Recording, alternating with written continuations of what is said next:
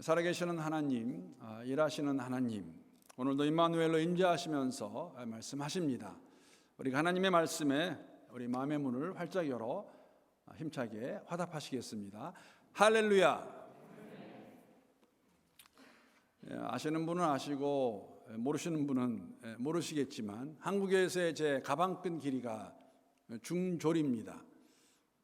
좀 더 자세히 말씀드리면 고태라고 말할 수 있지만 그래도 한번 말씀드린 것 같이 고태보다는 중졸이 더 어감이 좋은 것 같아서 일반적으로 그냥 중졸이라고 이렇게 말을 합니다. 중졸, 중학교를 졸업한 한국어 실력이 어느 정도일까, 어떨까 하는 것은 여러분들이 다 잘 아시리라 생각합니다. 그래도 감사한 것 중에 하나는 한 10여 년 동안 중국에 살면서 중국어, 우리는 그걸 한문이라고 그러는데 배울 기회가 있어서 사실 도움이 되는 것은 맞습니다. 제 한국어 실력이 그래도 조금 늘어가는 데는 여러분도 일조를 하셨습니다. 매주일 한국어로 하는 설교를 잘 들어주셔서 제게 힘도 되고 용기도 되고 그렇게 잘 걸어올 수 있었고, 그래도 부족한 것은 부족한 것입니다. 이제는 거의 실수 없이 제가 이 두 단어를 잘 구분해서 쓰고 있지만, 제가 한국어로 설교를 막 시작했을 때에는 사실 굉장히 많이 혼동했었던 그러한 단어가 있습니다. 다르다와 틀리다입니다. 다르다와 틀리다.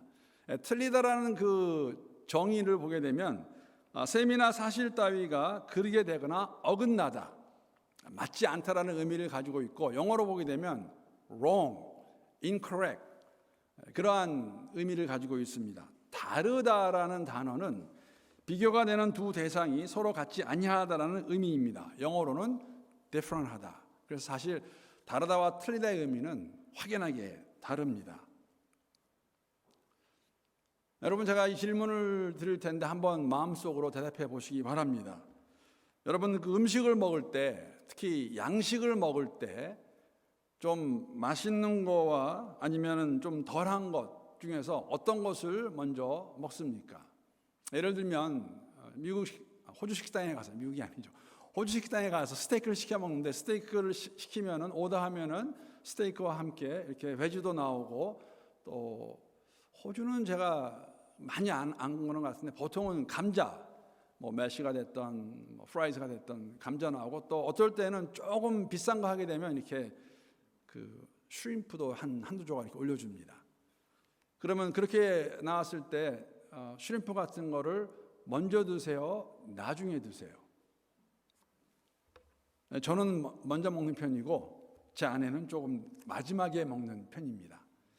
그렇게 하다 저한테 많이 뺏기기도 했지만, 그렇게 그렇게 먹는 제 아내를 향해서 제가 당신 음식 먹는 게 틀리네라고 말하면 사실 그 어감은 그 하는 방식이 틀렸다라고, 저는 다른 거를 표현하고 싶은데 그렇게 되겠죠. 사실 여러분, 제가 느낀 게 뭐냐면은 우리 한국 사람들이 틀리다, 다르다를 쓸 때에 다르다란 말 대신에 틀리다 말 굉장히 많이 합니다. 내용을 잘 들어보면 틀린 게 아니에요. wrong한 게 아니고 incorrect한 게 아니라 다른 거를 말하는데, 보통은 다 이해가 되니까 신경을 좀 쓰게 되면 바르게 말할 수 있겠지만 사실은 다 이해되는 상황에서 신경도 안 쓰고 어떤 분들은 잘못되었다는 것조차도 느끼지 못합니다. 이렇게 말씀을 드렸으니까 이제 오늘 말씀을 듣고 여러분들 가운데 본인이 하는 말을 스스로 들으면서 고치시는 분도 계실 거예요. 내가 말하는 건 다르다의 의미였구나. 어떤 분들은 저와 대화하는 것을 피하실런지도 몰라요. 괜히 말 저렇게 했다 또 무슨 말할까 봐. 여러분, 우리가 크리스찬들이 많이 쓰는 이렇게 다르다와 틀리다와 같이 많이 혼합해서 인터체인지블하게 쓰긴 하지만 확연하게 다른 두 가지 단어가 있습니다. 그 두 단어는 다른 것이 아니라 개종과 회심이라는 단어입니다.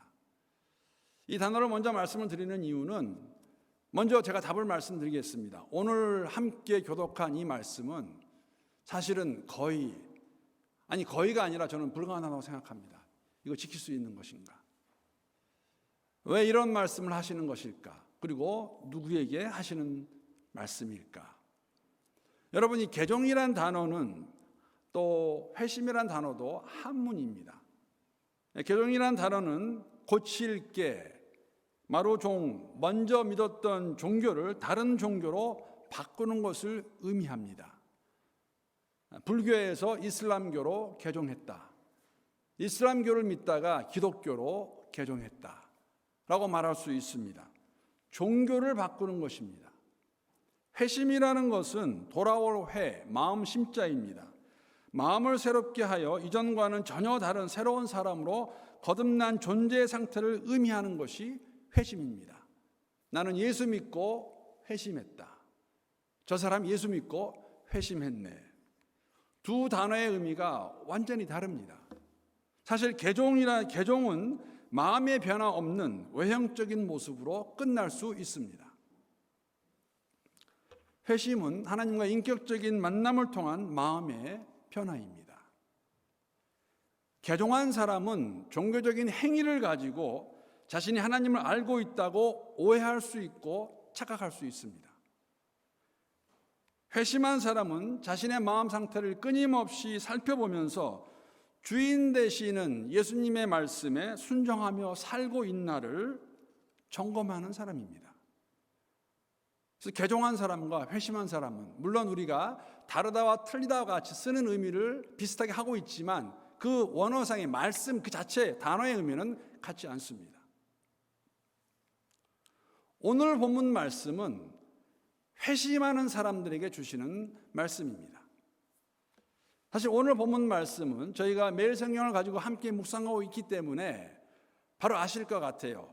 누가복음 6장 20절부터 49절에 나와 있는 평지설교라는 별명을 가지고 있는 그 말씀 가운데 한 부분입니다. 왜 평지설교라는 그런 별명을 가지게 되었을까? 누가복음 6장 17절 말씀 보게 되면 이렇게 기록하고 있습니다. 자, 그럼 읽어보겠습니다. 예수께서 그들과 함께 내려오사 평지에 서시니 그 제자의 많은 무리와 예수의 말씀도 듣고 병고침을 받으려고 유대 사방과 예루살렘과 두로와 시돈의 해안으로부터 온 많은 백성도 있더라. 예수님이 평지에 서 계실 때 많은 사람들이 제자뿐만 아니라 수많은 군중이 예수님께 다가왔습니다. 말씀도 듣고 병고침도 얻기 위해서 그들이 왔고 그러한 무리를 보시고 치근한 마음으로 예수님께서 그들을 고쳐주십니다. 동시에 하나님의 말씀도 전하십니다. 많은 사람이 있는데 이 많은 사람 가운데서 말씀을 들은 사람, 즉 하나님 나라의 백성이 되기 원하는 사람, 된 사람들 향해서 그 사람들에게 요구하시는, 원하시는 내용이 바로 오늘 평지설교에 오늘 함께 교독한 이 내용입니다. 물론 한 가지 흥미로운 것은 오늘 본문의 내용은 우리가 잘 알고 있는 마태복음 5장부터 7장까지 기록되어 있는 산상수훈이라는 별명을 가지고 있는 그 말씀을 이렇게 좀 숏 버전으로 이렇게 짧게 정리해서 놓은 것 같은 인상을 저희들에게 주고 있습니다. 어쨌든지 간에 예수님이 요구하시는, 말씀하시는 삶의 대상은 말씀을 듣고 회심한 자들입니다. 당신의 제자로 살기 원하고 결심하고 따르는 사람들에게 너희가 나를 따라오려거든 이러한 삶을 살라고 말씀하시는 것. 여러분, 이러한 삶의 모습은 세상의 사람들과는 완전히 다른 삶의 모습입니다. 완전히 다릅니다. 180도. 오늘 본문 말씀 27절, 28절 말씀 제가 다시 한번 읽어보겠습니다. 그러나 너희 듣는 자에게 내가 이르노니 너희는 원수를 사랑하며 너희를 미워하는 자를 선대하며 너희를 저주하는 자를 위하여 축복하며 너희를 모욕하는 자를 위하여 기도하라. 사실 이 명령에 이 구절의 명령은 하나라고 말할 수 있습니다. 원수를 사랑하라. 원수 사랑을 확대하여서 주신 말씀, 설명하는 것이 그 다음에 나오는 새 명령이죠. 원수 사랑이라는 것은 미워하는 사람들을 그들에게 잘해주고 저주하는 사람들을 축복하고 모욕하는 사람들을 위해서 기도하는 것입니다. 여러분, 이거 하실 수 있으세요?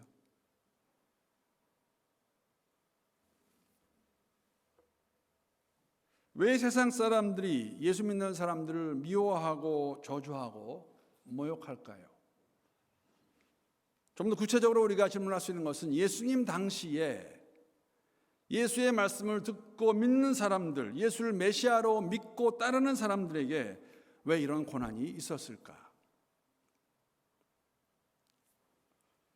사실 로마의 관점에서 보아도 이런 사람들을 핍박하는 것이 맞습니다. 여러분 혹시 팍스 로마나라는 그런 단어를 들어보셨습니까? 로마의 평화. 로마 제국이 전쟁을 통한 영토 확장을 최소화하면서 오랜 평화를 누렸던 주 1세기, 2세기경의 로마 제국의 그 시대를 의미합니다. 초대 황제였던 아우구스투스, 어거스터스라고 영어로 이렇게 말하죠. 통치하던 시대에 이루어졌기 때문에 사실은 아구스투스의 평화, 팍스 어거스타라고도 부르기도 합니다. 누가복음 2장 1절을 보게 되면 예수님은 바로 이때 팍스 로마나 시대 때 가이사 아구스도 때에 출생하신 것을 저희들이 알 수가 있습니다. 이 팍스 로마나 시대에 예수님이 이 땅에 오셨죠. 로마의 평화는, 그들이 주장하는 그 평화는 가이사가, 즉 로마의 황제가 이룬 것으로서 그 황제는 자신이 신으로 숭배받기를 원했습니다. 이러한 가운데에서 이러한 사회 분위기였지만 이 명령에 초대교회 성도들은 응할 수 없었습니다. 왜? 그리스도 예수만이 그들의 주였기 때문에. 우리의 고백이기도 합니다. 그들에게 돌아온 것은, 대가로 돌아온 것은 핍박과 고난이라는 현실이었습니다. 세상은 그들을 미워하고 저주하고 모욕했습니다. 이러한 상황, 로마 제국 통치하는 그 시대에 믿는 사람들, 예수를 따르는 자들이 가졌던 삶의 모습입니다. 유대인의 입장에서도, 특히 종교 지도자들의 입장에서도 이들을 핍박하는 것이 그들에게는 맞는 것이었습니다. 유대인들이 기다리고도 있었지만 그들이 원했던 메시아는 어떠한 메시아였을까?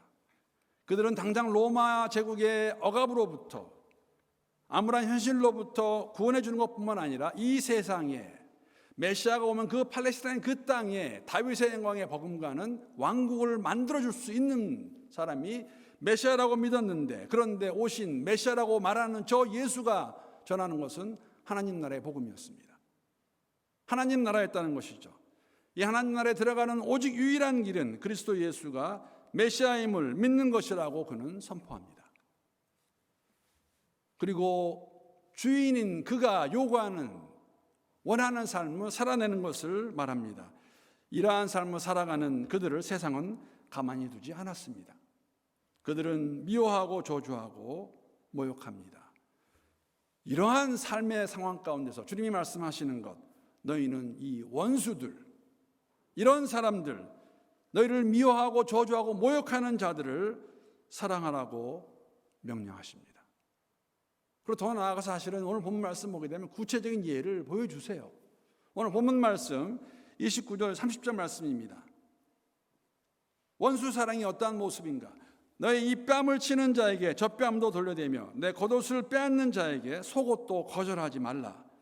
내가 구하는 자에게 주며 내 것을 가져가는 자에게 다시 달라 하지 말라고 말씀하십니다. 어떤 설교자가 이러한 사랑의 실천을 가리켜서 이렇게 별명 얘기를 하더라고요. 급진적인 사랑. 영어로 말하면 radical love입니다. 여러분, 한쪽 뺨을 치는 자에게 다른 쪽 뺨을 돌려대는 것 감당하실 수 있겠어요? 사실 이 구절이 주는 것은 폭력을 당하는 상황을 암시하고 있습니다. 예수 믿는 것 때문에, 예수의 제자이기 때문에 우리가 세상으로부터 폭력을 당하는 거예요.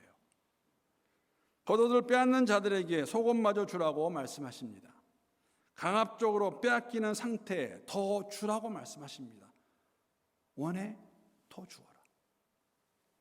무엇을 구하는 것뿐만 아니라 나의 것을 가져가는 자에게 돌려받을 생각을 하지 말라고 말씀하십니다. 더 주라고 말씀하세요. 더 나아가서 이렇게 해야 되는 이유, 우리의 마음의 자세가 어떠한 마음, 왜 이것이 필요한가? 오늘 31절 말씀, 그 이유를 저희들에게 말씀해 주십니다. 31절 말씀 우리 한번 함께 읽겠습니다. 자, 시작. 남에게 대접을 받고자 하는 대로 너희도 남을 대접하라. 황금률이라고 그러죠. 그렇게 대접받기 원하느냐? 잘 대접받기 원하느냐? 사실 우리 가운데 누가 잘못 대접받기를 원하는 사람이 있겠습니까? 아무도 없습니다. 누구나 정당한 대우를 원하고 누구나 좋은 대접받기를 원합니다. 그러한 마음으로, 그 어려운 가운데서도 그러한 마음으로 대하라고 말씀하십니다. 우리는 당해도 이 마음을 가지고 정당하게 좋은 대접을 해주라고 말씀하십니다. 여러분, 이 당시에 이 사회에서 예수님 그 당시에 초대교회 성도들, 우리가 너무나 잘 알고 있는 것 같이 예수를 믿기 때문에 그들의 삶, 저주받고 모욕당하고 핍박받는 삶이었습니다. 근데 사실은 여러분, 우리는 거기까지 갈 필요도 없을 것 같아요. 원수를 사랑하라, 여러 가지 의미로 우리가 받을 수 있을 것 같습니다. 사실 우리에게 주는 도전은 다른 도전이 아니라 오늘을 살아가는 공동체 안에서, 교회 안에서 나와는 다른 지체들을 우리가 사랑하지 못하고 있다면 이것을 어떻게 받을 수 있는 것인가? 원수를 사랑하라고 말씀하시는데, 우리를 저주하는 자를 위해 축복하라고 말씀하시는데, 우리 핍박하는 자들을 위해서, 모욕하는 자들을 위해서 기도하라고 말씀하시는데, 저는 이 말씀이 우리 교회 모든 성도들에게 거룩한 부담으로 다가오기를 바랍니다. 우리의 마음 가운데 찔림이 있기를 바랍니다. 하나님이 기회를 주실 때에, 다시 말씀하실 때에 여러분, 세상까지 갈 것도 없을 것 같아요. 내 주위에 있는 형제 자매들의 나와 다른 그것을 가지고 나에게 좀 잘못한 것도 있을 것 같습니다. 나를 아프게 한 것도 있을 것 같습니다.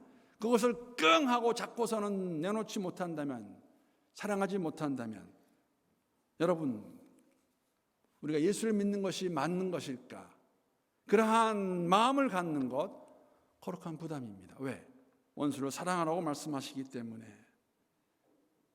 사랑하는 성도 여러분, 우리를 미워하고 저주하고 모욕하는 사람을 향해서 이러한 사랑을 갖는 것이, 사랑하는 것이 가능할까요? 불가능합니다. 우리의 힘과 능력으로는 절대 불가능합니다. 이걸 인정하는 가운데 오직 주 앞에서 우리가 철저하게 고백하고 성령께 맡길 때에 성령의 힘으로 가능함을 저희들에게 예수님은 말씀만 하신 것이 아니라 삶으로 보여주셨습니다. 누가복음 14장 65절 말씀 보게 되면 어떤 사람은 그에게 침을 뱉으며 그의 얼굴을 가리고 주먹으로 치며 이르되 선지자 노릇을 하라 하고 하인들은 손바닥으로 치더라. 그 예수를 가만두지 아니하고 그를 잡아서 끌고 갑니다. 십자가에 매달리기 전에 얼굴에 침 뱉고 주먹으로 때리고 하인들은, 그 종들은 손바닥으로 치면서 네가 예수야? 네가 메시아야? 한번 내려와 봐라. 너 한번 너를 구해봐라. 이렇게 자신을 모욕하는 자들에게 붙잡혀 십자가에 죽으시는 예수님, 그들을 위해 무엇이라고 말씀하셨습니까? 아버지, 저들을 사하여 주옵소서. 자기들이 하는 것을 알지 못함이니이다. 너희를 미워하고 저주하고 모욕하는 자들, 그들을 위해 기도하고 축복하고 사랑해라. 그 모습을 그대로 보여주셨어요. 자신을 미워하고 저주하고 모욕하는 자들 위해 기도하셨습니다. 그들의 죄를 용서해달라고 축복하셨습니다. 그들이 하는 대로 동일하게 대하지 않으셨습니다. 사실 이런 주님의 모습을 본받아서 자신들의 삶 속에서 이 주의 명령을 실천한 믿음의 선배들이 있죠. 대표적인 믿음의 선배를 대라고 그러면 스데반 집사와 바울 사도일 것입니다. 예수를 증거하는 그를 신성모독이라고 고함을 질러가면서 그에게 돌진해가면서 돌을 들고 스데반 집사를 돌로 쳐 죽입니다. 그러한 군중을 향해 스데반 집사 기도한 그 기도는 바로 예수님의 기도가 아니었습니까? 주님, 이 죄를 저 사람들에게 돌리지 마십시오.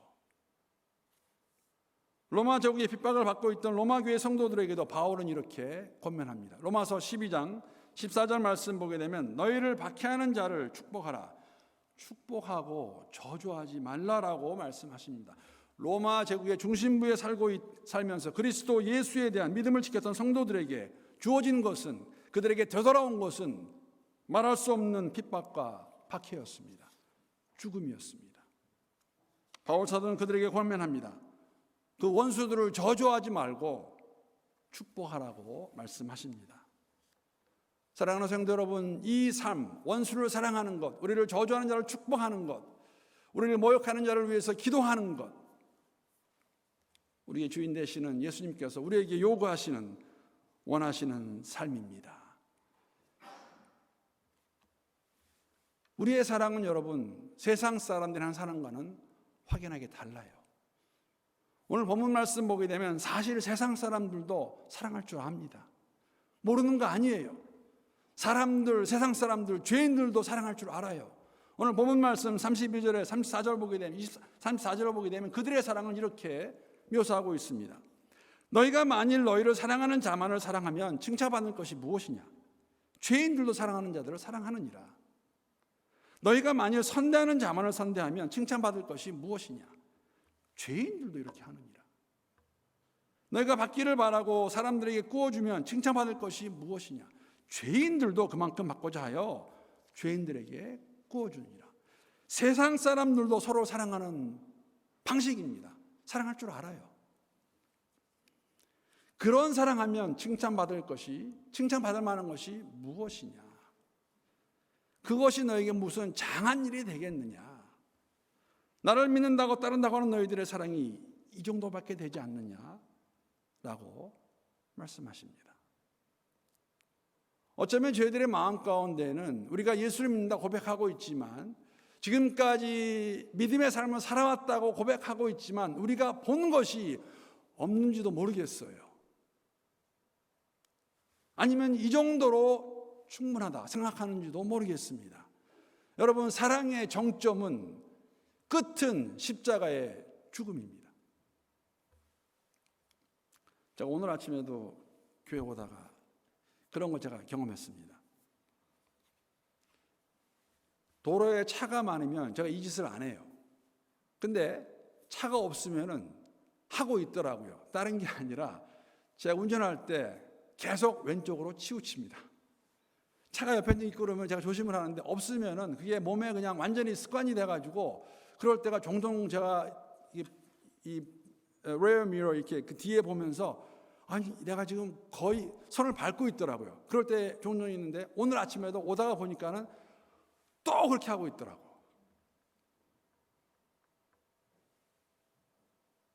좀 나아진 줄 알았는데, 나아진 거 맞아요. 말씀드린 대로 사람들이 있고 차들이 옆에 있으면. 그래서 제가 제 생각에 심할 정도라고 오른쪽으로 붙으면 정상이에요. 가운데 가고 있는 거예요. 그래서 제가 그걸 많이 느낍니다. 여러분, 우리의 사랑은 세상의 사랑, 거기서 끝나는 것, 그 정도는 다 합니다. 어떻게 보면 우리가 나 이거 정말 너무 손해보는 거 아니야? 이거 이렇게 해도 되는 거야? 이거 나만 이거 아니라고 하는 정도로 해야 조금 주님이 원하시는 것, 그 스탠다드에 갈 수 있는 것이 아닐까. 여러분, 세상 사랑은 이러한 사랑, 죄인들도 하는 사랑, 이거 기브 앤 테이크 아닙니까? 내가 이만큼 해줬으니까 나에게도 이만큼 해달라고 말하는 것, 자신이 상대방에게 한 만큼 받을 것을 기대하고 주는 상호성이, 자료를 보면 당시 지중해 문화권의 관습이었다고 합니다. 그런데 이러한 관습 그때만 있었던 건 아니죠. 지금도 있어요, 저희들에게. 이러한 사랑은 주님이 요구하시는, 원하시는 그 사랑이 아니라는 것이죠. 그 정도로 끝나지 않는다는 것이죠. 제가 사실 이러한 경험도 중국에 있을 때 해보았습니다. 어떻게 보면은 동일한 원리입니다. 내가 사랑한 만큼 사랑받기를 원하는 그러한 사랑이 있다면 누군가 내게 잘못했으면 그것을 가지고 있는 가운데 꼭 그대로 되돌려주는 것도 저희들에게 있습니다. 제가 처음에 가족을 데리고 중국에 갔을 때에 사실 아무도 모르는 그 곤명이라는 도시에 가게 되었습니다. 거기에 있는 운남대학교라는 대학교 기숙사에 가서 언어 공부를 하기로 되어 있었기 때문에 그 전에 편지를 보내가지고, 그때는 다 편지였어요. 인터넷으로 보내는 게 아니라, 그러면 오고 가는데 시간이 오래 걸려서 미리 준비를 해가지고 제가 학교에다가 편지를 써서 학교에서 답장을 받았습니다. 답장을 보게 되면 그 답장 가운데는 너희가 도착하면 너희 가족 4명이 머무를 수 있는 이러한 기숙사가 있고 학비는 이렇다라고 제가 받고, 그것을 가지고, 그 편지를 가지고 중국에 갔습니다. 공항에서 기숙사까지, 이제 학교까지 가서 이제 기숙사 이렇게 카운터 같은데, 이 기숙사니까 가서 이제 편지를 보여주면서 자, 이렇게 이거 있으니까 이거 여기서 약속했던 방을 달라 그랬더니 그 자매가 저한테 방이 없대요. 그래서 이 방이 지금 이거 준다고 하지 않았냐 그랬더니 그 방이 있었는데 너희가 늦게 오는 바람에 내가 다른 사람이 줬다는 겁니다. 제가 그때 30대 초반이었어요. 얼마나 이 혈기가 이게 그래서 이게 말이 되는 거냐, 책임자 누구냐, 다 영어로 한 얘기예요. 중국어는 안 되고. 그래서 저를 그 카운터에 있던 자매가 데리고 사무실 빵공소에 저를 데리고 갔습니다. 그 안에 이제 그 책임자 한 형제가, 한 남자가 앉아 있고 한 2사람 같이 사무 보는 사람들이 앉아 있더라고요. 그래서 제가 가서 이제 따진 거죠. 도대체 이게 말이 되냐, 이거 편지에다 한 거 이거 왜 안 주는 거냐. 그래서 사실은 그 사무원들 앞에서 나중에 알았지만 사실 굉장히 무한하게 만드는 그런 계기가 돼버렸어요. 경우가 됐는데, 자신의 체면을 잃었다고 생각하고 한 그 남자의 이름이 순 라오셔입니다. 순 선생. 저희가 2년 동안 기숙사에 살고 있는 동안 굉장히 힘들었어요. 계속해서 알게 모르게 안갚음을 하더라고요. 세상의 방식입니다. 내가 이만큼 잘해줬어? 나한테 이만큼 잘했어? 나도 이만큼 해줄 수 있어. 너 나한테 이만큼 했어? 나도 그대로 돌려줄게. 세상 사람들이, 죄인들이 사랑하는 방법. 그러나 주님께서 요구하시는, 우리에게 바라시는 사랑은 이런 사랑 아니죠. 오늘 35절 말씀 보게 되면 오직 너희는 원수를 사랑하고 선대하며 아무것도 바라지 말고 구워주라. 그리하면 너희 상이 클 것이요 또 지극히 높으신 이 아들이 되리니 그의 은혜를 모르는 자와 악한 자에게도 인자하시니라. 우리가 베푼 선대를 갚아주시길 바라는 마음을, 갚아주길 바라는 마음을 버리라고 말씀하십니다. 왜냐하면 하나님 나라의 백성, 우리의 수고는 하나님께서 갚아주실 것이기 때문입니다. 어쩌면 저희들은 여러분 이 나라, 이 땅에서 하나님 나라의 백성으로 살아갈 때에 세상에서 선대받지 못할 수도 있습니다. 아니, 선대받지 못하는 것이 정상일 것입니다. 세상 나라의 지배 아래에서 살고 있는 우리, 하나님의 통치, 예수의 제자로 살아내면 여러분 오늘 말씀과 세상은 저희들을 공격해 올 것입니다. 우리를 미워할 것이고 우리를 저주할 것이고 우리를 모욕할 것입니다. 그러나 하나님 나라의 백성은 적대자들을, 원수들을 심판하지 않습니다. 왜냐하면 심판은 하나님의 영역이며 하나님께서 때가 되면 하실 것임을 저희들에게 말씀해주고 있기 때문에 우리는 거기에 대해서 이렇게 말할 수 있어요. 복수하지 않습니다. 안갚 돌려주지 않습니다. 다만 순종하여서 말씀대로 원수도 사랑하는 그런 주님께서 아시고 때가 되면 갚아주시고 인정해주시고 상을 주실 것입니다. 여러분, 예수를 믿는다 고백하는 저희들이기 때문에 이러한 삶을 살아내는 것이 주님이 원하시는 것이에요. 그리고 우리의 사랑의 본은 오늘 본문 말씀 보게 되면 이렇게 말씀해 주고 있습니다. 36절 말씀.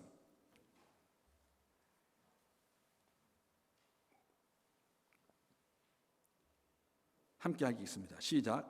너희 아버지의 자비로우심 같이 너희도 자비로운 자가 되라. 우리 하나님 아버지가 자비로우시기 때문에 우리에게도 자비로운 자가 되라고 말씀하십니다. 우리가 사랑의 본으로 삼아야 할 대상은 세상도 아니고 세상의 방식도 아니고 공동체 다른 형제 자매도 아닙니다. 저 형제가 나한테 이만큼 하는데 뭐 그런 것이 아니라 여러분, 우리의 사랑의 대상은 하나님이시라는 것이죠. 우리의 사랑의 본은 하나님이십니다. 우리가 함께 묵상할 때마다 사용하는 매일 성경 보게 되면 이 구절을 이렇게 설명합니다. 제가 한번 읽어보겠습니다. 하나님은 은혜를 모르는 자에게나 악인에게도 자비로우십니다. 책망하고 징계하시더라도 용서하시기 위해서 그리하시고 이웃을 위해 소유를 나누는 자에게 더 많은 것으로 갚아주십니다. 하나님은 이런 자비와 용서를 내게 베푸셨습니다. 그리고 이제 내가 하나님의 자비를 본으로 삼고 살아가기를 기대하십니다. 자비로우신 하나님이 여러분과 저의 사랑의 본의 대상이십니다. 자비로우신 하나님 우리를 사랑하시어서 아들을 주신 것과 같이 그 동일한 사랑을 가지고 세상 사람들을, 원수들을, 내 형제자매들을 사랑하기 원하시는 주님의 마음, 주님의 명령, 그 명령대로 우리의 삶 살아낼 수 있는 우리 모두가 될 수 있기를 함께 기도합니다. 사랑하는 성도 여러분, 우리의 힘으로 예수 사랑 실천할 수 없음을 분명히 고백하고 인정하며 성령께 나아가는 그 마음, 이러한 사랑을 살아내는 첫걸음입니다. 우리 힘으로 할 수 없습니다. 제 힘으로 할 수 없습니다. 저는 목사입니다. 목회하면서 내 힘으로 할 수 있을까? 다시 말씀드립니다. 할 수 없습니다. 하나님의 은혜 가운데 그 사랑을 더욱더 깨닫게 해주셔야 돼요. 여러분, 함께 여정 걸어갈 때 우리가 내 옆에 앉아있는 형제 자매를 형제 자매라고 부르고 있지만 사랑할 수 없는 것, 우리 힘으로 할 수 없어요.